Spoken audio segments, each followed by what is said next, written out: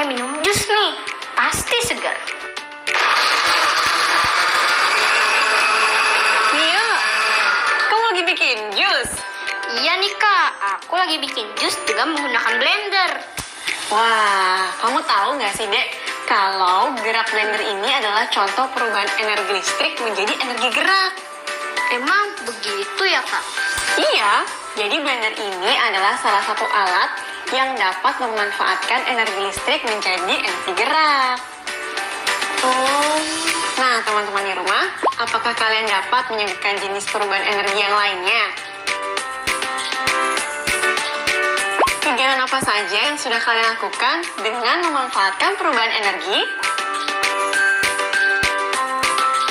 Perubahan energi apa yang terjadi? Ayo dijawab ya teman-teman. Semangat! Kak, hari ini ada yang bisa kita baca nggak? Pastinya dong, kakak punya yang spesial. Apa tuh? Nih, buku berjudul Kue Istimewa. Wah, kedengarannya seru tuh Kak. Iya dong, siapa yang gak seru mau kakak bacain? Aku! Tapi sebelum kita mulai, ada baiknya kita tuh berdoa dulu supaya kegiatan kita hari ini bisa bermanfaat dan kita selalu diberikan kesehatan. Amin. Oke deh, langsung aja yuk kita baca bukunya. Ayo. Kue Istimewa. Hari ini Kinu hanya berdua bersama Kak Lili. Ayah dan ibu sedang menjuk nenek. Tak ada makanan di rumah. Kinu harus membantu Kak Lili memasak. Kinu mengikuti Kak Lili ke dapur. Mereka ingin membuat kue. Kinu menyiapkan bahan yang diperlukan, yaitu tepung, gula, telur, dan mentega. Kalian sedang apa? Suara dari jendela dapur menyapanya. Kinu mendongkak. Ternyata Tita, tetangganya yang suka ingin tahu. Kami akan membuat kue, sahut Kak Lili. Kinu menimbang bahan dengan teliti. Membuat kue itu kan mencampur bahan-bahan supaya menjadi bentuk baru. Itu namanya perubahan kimia, kata Tita dengan serius. Tita pintar tuh, pasti dia rajin belajar. Puji Kak Lili sambil melirik Kinu. Kinu bersungut-sungut. Tita memang sering bersikap begitu, supaya Kinu disuruh-suruh. Kuenya nanti pasti enak. Tambah Tita lagi. Jelas dong, kan aku yang memasak, kata Kinu sambil mengaduk-ngaduk semua bahan ke dalam mangkok besar. Tita tertawa. Dia matinya Kinu yang sedang menyalakan kompor dengan alat pemanggang. Hei, hati-hati dengan api. Kinu, sini, biar kakak bantu. Kak Lili meraih pemanggang dari tangan Kinu. Kompor gas itu energi kimia yang akan diubah menjadi energi panas. Sebentar lagi pemanggangnya panas dan adonan kue bisa dimasukkan, kata Tita lagi. Kinu pun mengangguk. Untung saja tidak gosong. Karena perubahan energi itu tidak bisa diulang atau dibatalkan. Kalau sudah kosong, kuenya tidak bisa kembali lagi menjadi adonan. Tita pun menambahkan. Dari balik jendela, Tita menatap kue yang tampak lezat sambil berkata, salah satu contoh perubahan energi yang lain adalah perubahan energi kimia menjadi energi gerak pada tubuh kita. Bahan makanan mengandung energi kimia. Kalau kue itu kita makan, tubuh akan mengolah menjadi sari-sari makanan yang akan berubah menjadi energi panas. Energi panas itu akan diubah lagi menjadi energi gerak.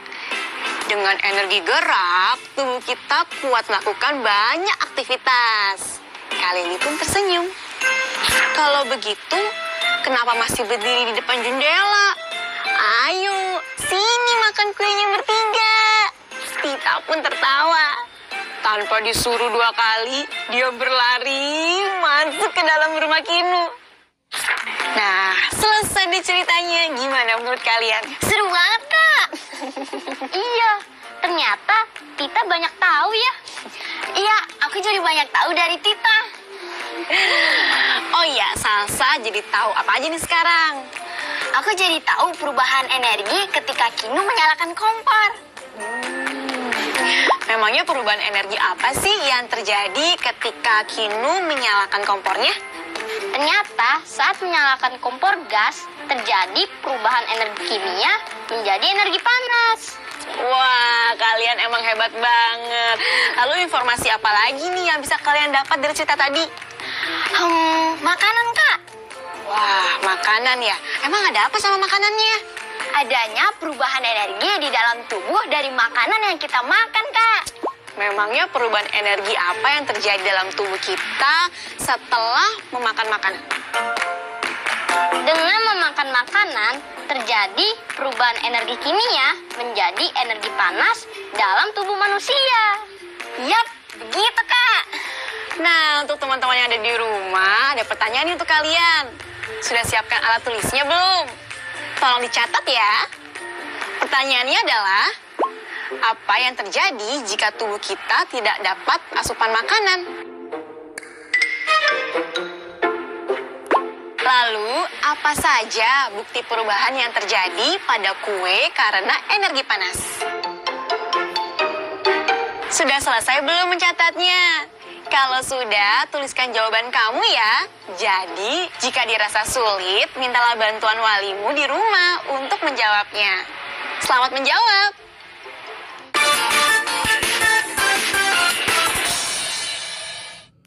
Sekarang saatnya kita akan bermain kuis. Yeay, asik.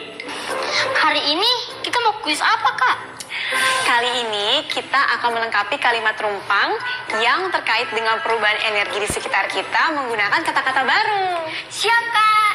Siap, Kak. Nah, teman-teman kelas 4 juga bisa ikut menjawab ya dari rumah. Oke, Salsa sama Rio udah siap belum nih? Siap, Kak. Sekarang silakan tangannya di atas bel. Tekan dahulu sebelum menjawab. Nah, lampu bel yang menyala lebih dahulu dipersilakan untuk menjawab. Paham ya? Paham, Kak. Oke, ini dia kata baru yang akan kita gunakan. Kata-katanya adalah energi listrik, energi gerak, kalori, energi potensial, energi bunyi, cahaya, energi kimia, dan matahari. Konsentrasi ya, kita akan mulai. Pertanyaan pertama. Baterai menyimpan titik-titik. Ya, Rio. Baterai menyimpan energi kimia. Wah, betul banget jawaban Rio. Rio dapat 10 poin. Yeay. Oke, pertanyaan selanjutnya. Kita dapat melihat energi titik-titik. Salsa, apa jawabannya? Kita dapat melihat energi cahaya, Kak. 10 poin buat Salsa. Oke, kita melanjut ke pertanyaan yang ketiga. Energi kinetik adalah titik-titik. Nah, ayo silakan Rio. Energi kinetik adalah energi gerak. Wah, 10 poin lagi nih buat Rio. Oke, pertanyaan keempat. Titik adalah sumber energi terbesar. Oke, Salsa silakan. Matahari adalah sumber energi terbesar. Wih, 10 poin lagi buat Salsa. Nah, sekarang pertanyaan kelima. Energi yang dihasilkan oleh getaran di sekitar sumber bunyi adalah titik. Oke, Rio.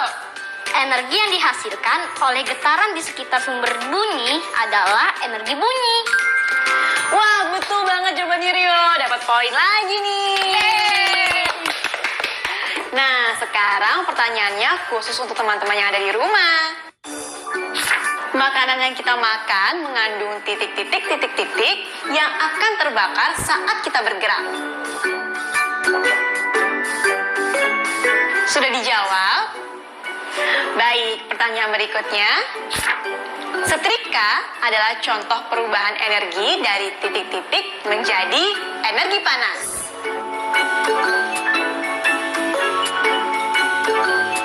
Baik, kalau kalian sudah menjawab, kita lanjut ke pertanyaan yang terakhir. Mobil yang berada di atas bukit memiliki titik-titik.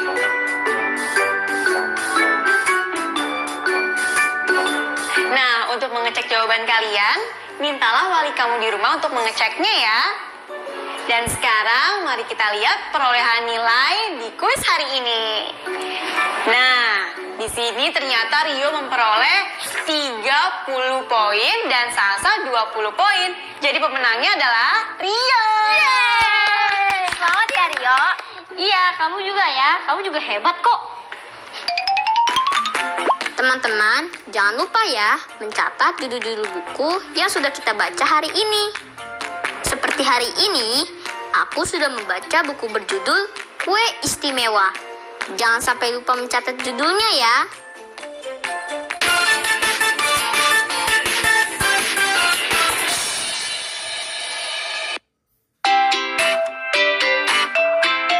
Kak, untuk apa lagi gelas ukur itu? Kita akan melakukan pengukuran lagi nih. Kali ini kita akan membagi dari satu gelas ukur menjadi beberapa gelas ukur berukuran yang sama. Gimana tuh Kak? Ini adalah gambar gelas ukur berisi minyak 80 ml atau 80 mili.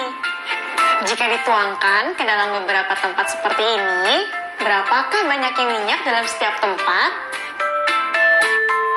Untuk menjawabnya, kita bisa melihat garis ukur yang terdapat pada gelas. Gelas ukur mula-mula berisi 80 ml. Jika kalian perhatikan, tinggi volume minyak berada pada garis keempat.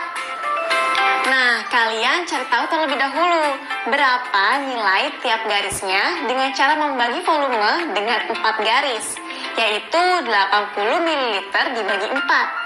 Ayo, berapa deh jawabannya? 20 Kak. Yap, betul banget, 20 ml untuk setiap garis. Maka nilai garis di atasnya adalah kelipatan 20 ml. Garis pertama bernilai 20 ml. Garis kedua bernilai 40 ml. Garis ketiga bernilai 60 ml. Dan garis keempat bernilai 80 ml. Sekarang coba perhatikan gelas ukur pertama. Berapa volume minyaknya? Tinggi minyaknya sampai ada di garis kedua.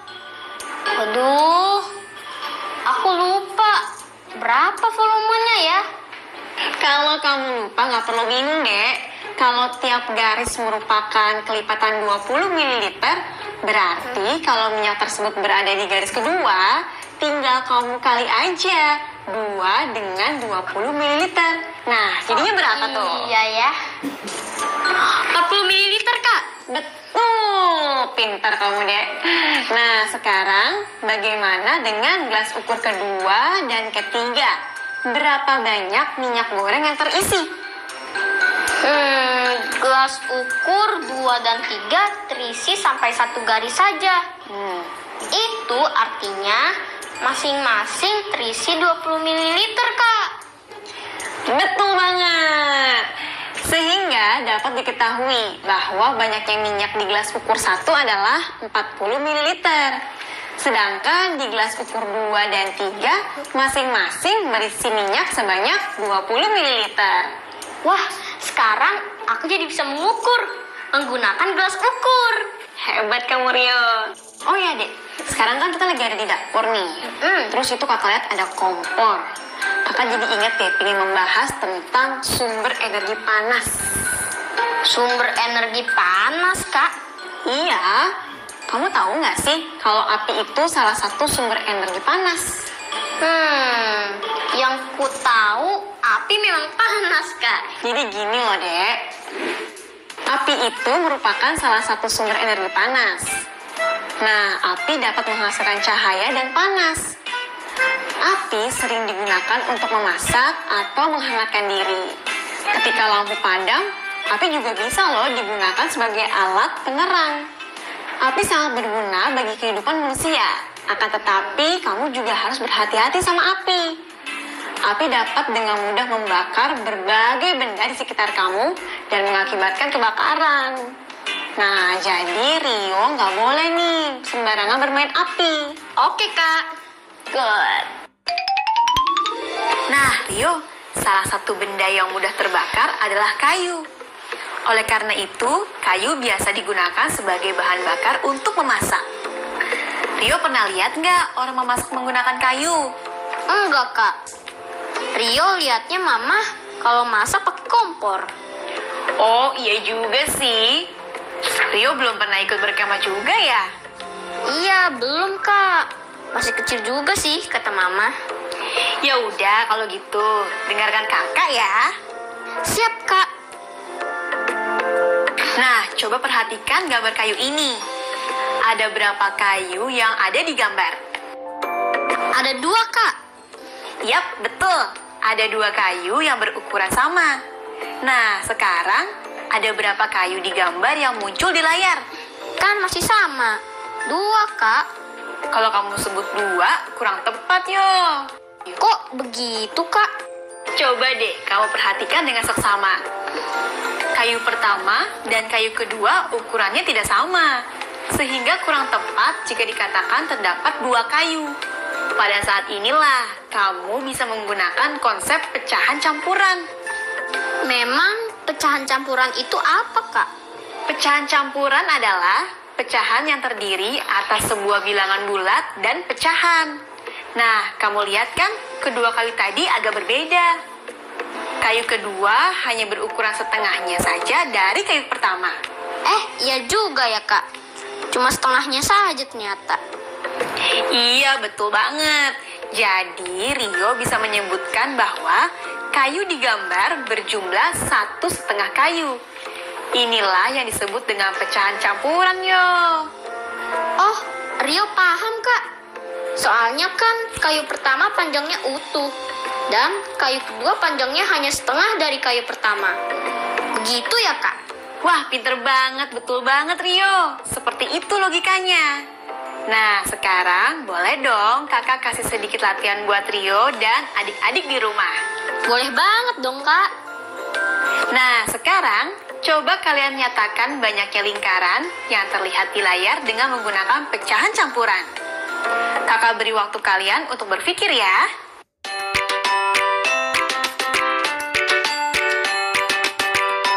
Yuk, sekarang kita jawab. Bagaimana, Rio? Berapa jawabannya? 1 berapa itu ya, Kak? Rio pasti kesulitan mengukur lingkaran yang tidak utuh ya. Iya, Kak. Bagaimana cara mengukurnya? Begini caranya. Jika kalian lihat di layar, tentu saja kedua lingkaran terlihat berbeda. Lingkaran pertama adalah satu lingkaran utuh, sedangkan lingkaran kedua tidak utuh. Merujuk pada potongan pada lingkaran kedua, lingkaran pertama bisa diibaratkan satu lingkaran terbagi menjadi 4 bagian. Sehingga lingkaran pertama bisa disebut dengan 4/4 yang dibulatkan menjadi 1. Sedangkan lingkaran kedua ada 1 bagian yang hilang. Sehingga tersisa 3 bagian dari 4 bagian lingkaran utuh atau bisa disebut 3/4. Jadi, kedua lingkaran ini berjumlah 3/4. Wah, penjelasan kakak membuat Rio jadi lebih paham lagi deh. Nah, Rio juga adik-adik yang ada di rumah, setelah tadi kita sudah belajar tentang pecahan campuran dan menunjukkan banyaknya pecahan campuran dengan benda-benda di sekitar, sekarang coba kalian berlatih untuk menjawab pertanyaan dari kakak ya. Siap, Kak. Teman-teman di rumah juga siap kan? Mantap. Nah, yang harus kalian lakukan adalah tentukan model kayu yang benar dari pecahan campuran yang tertulis di setiap soalnya. Nomor 1. Model kayu yang menggambarkan pecahan 1/2 adalah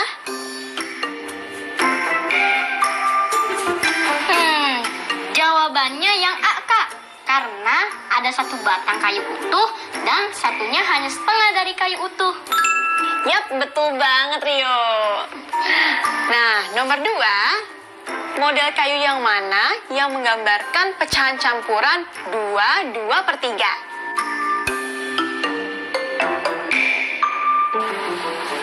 Nomor 2 jawabannya B, Kak. Soalnya ada 2 kayu utuh dan 2 potongan kayu kecil dari 3 potongan kayu yang ada. Betul banget, Rio. 2/3/4. Nah, untuk yang nomor 3, jawabannya apa nih, Rio?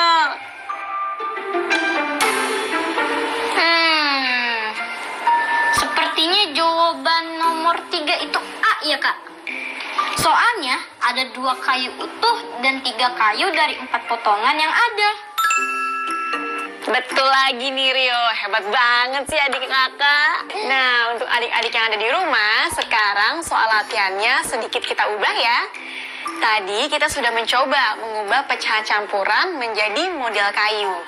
Nah, sekarang cobalah kalian gambarkan menggunakan model kayu sisa dari percobaan sebelumnya ya. Soal pertama adalah 3,5. Dan soal kedua, 2/4. Untuk latihan ini, kalian bisa menggunakan batang kayu sisa dari percobaan tadi ya. Jika mengalami kesulitan, jangan malu bertanya pada orang-orang di rumah ya adik-adik. Teman-teman, ini dia materi yang sudah kita pelajari hari ini. Jangan lupa untuk kembali diulas ya bersama teman atau keluargamu. Nah, sekian dulu ya percobaan kita hari ini. Jangan bosan-bosan untuk memahami dan mengulang pelajarannya di rumah ya. Sering berlatih, dan jika kurang paham, tanyakan kepada orang tua kalian. Semoga ilmu yang kita dapat hari ini bisa berguna dan bermanfaat di kemudian hari. Sampai jumpa lagi teman-teman. Jangan lupa selalu jaga kesehatan ya. Dah. Yuk, Yuk. Sekarang tetap belajar dari rumah ya teman-teman. Ingat, jaga jarak, rajin mencuci tangan, dan pakai masker agar kita mencegah penyebaran COVID-19. Sampai jumpa.